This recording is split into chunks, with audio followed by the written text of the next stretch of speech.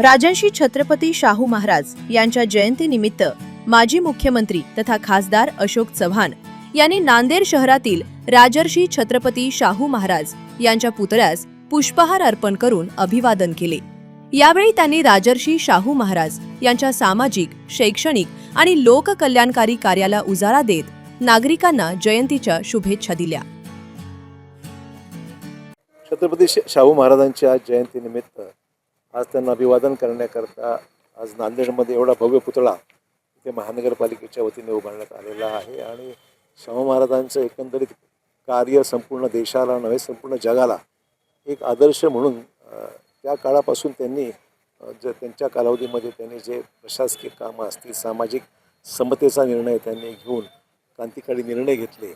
याबद्दल शाहू महाराजांचं नाव सर्वत्र आज मोठ्या आदराने घेतलं जातं। त्यांचा कार्यकाळ एक सुवर्ण काळ होता आणि संपूर्ण जगामध्ये त्यांच्याबद्दल नितांत आदराची भावना आहे म्हणून त्यांना आजच्या जयंतीच्या निमित्ताने अभिवादन करण्यात